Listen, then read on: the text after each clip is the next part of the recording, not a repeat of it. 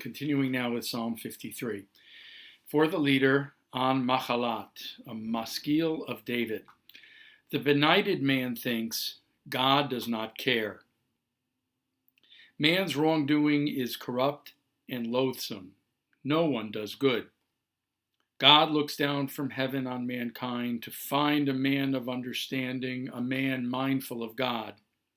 Everyone is dross, altogether foul. There is none who does good, not even one. Are they so witless, those evildoers who devour my people as they devour food and do not invoke God? There they will be seized with fright. Never was there such a fright, for God has scattered the bones of your besiegers. You have put them to shame, for God has rejected them. Oh, that the deliverance of Israel might come from Zion, when God restores the fortunes of his people. Jacob will exult, Israel will rejoice. I'm focusing on the second verse of this psalm.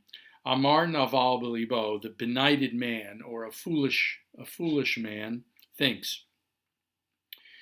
Ein Elohim.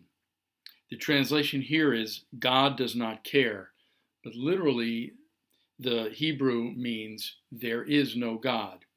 So this could be retranslated as the foolish or benighted man thinks or imagines in his heart there is no God.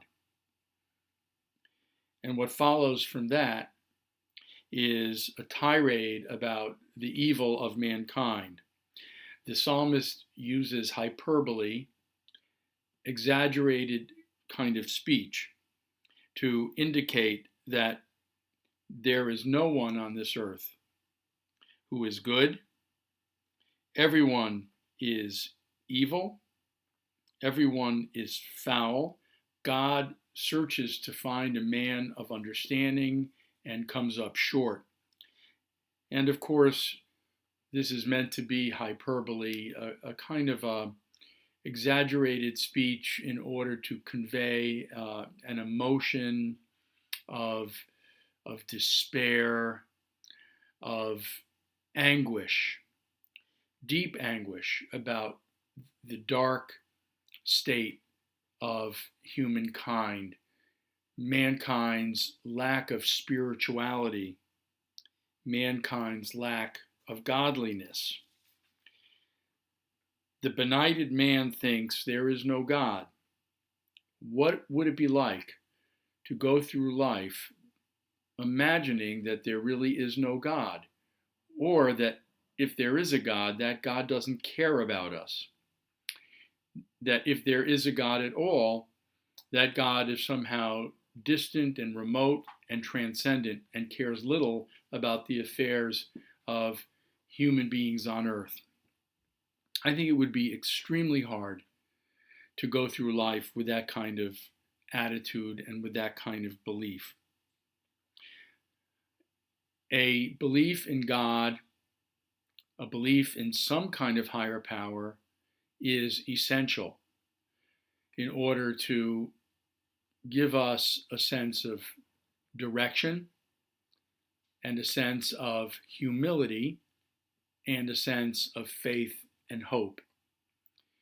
If we believe that there is no God or no higher power, we are in danger of setting ourselves up as our own higher power, allowing our ego to run rampant so that we fool ourselves into believing that there is no power greater than ourselves.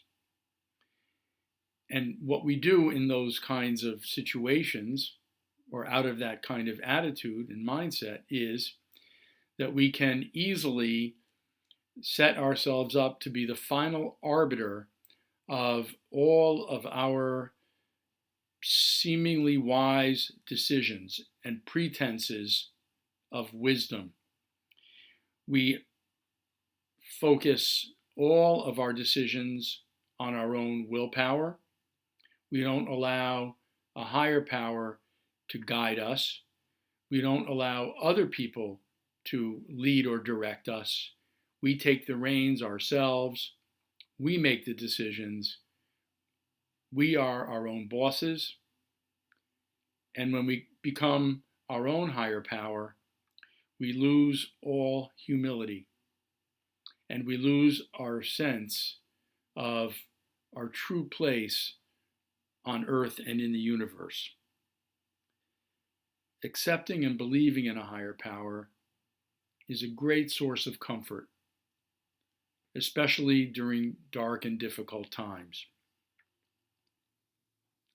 I am very grateful that for many years I have felt a strong belief and faith in God, even though I know that during certain times I feel that God is somehow remote or removed from me. But I know that as distant as God may seem, God is still there and always there with me. I got a little reminder of that this morning, actually. I went shopping at a local supermarket at an early hour when I knew the store would not be crowded. And when I came back to my car, I found a little show and tell here. I found this envelope sitting on my windshield. I pulled my car over, and inside the envelope, I found this note. It says in handwritten ink, "Be kind whenever possible. It's always possible." A quote from the Dalai Lama. "Hope this brightens your day. Your North Haven neighbor." And then underneath it says, "Be kind, be happy, and be love."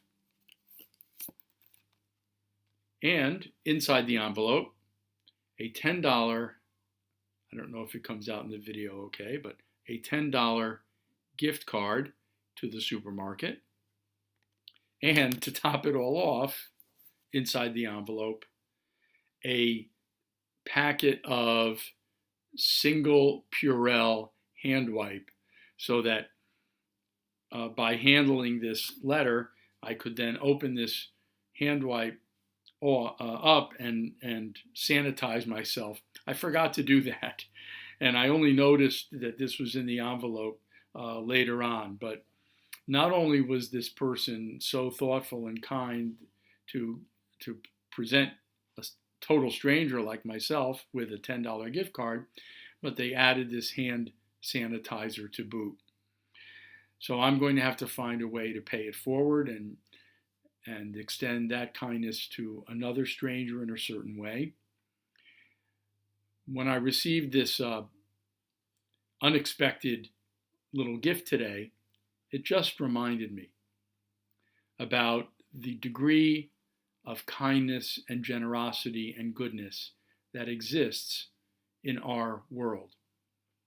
I believe that all of those qualities of kindness and goodness and generosity are created by and driven by and inspired by a higher power whom I choose to call God. It is that higher power that infuses us with a feeling of appreciation and joy and love that is connected to all the kindness and love that exists outside of me and within our human community. And so I become the recipient of that kindness and love today, and I have the opportunity every day to pay it forward and share it and extend outward so that others can receive those qualities and the power of those gifts from me. Ultimately, the source of all of those gifts and power is the one higher power, our God, for whom we are ever grateful and thankful. Here's wishing you good health and strength, comfort, and faith. Thank you.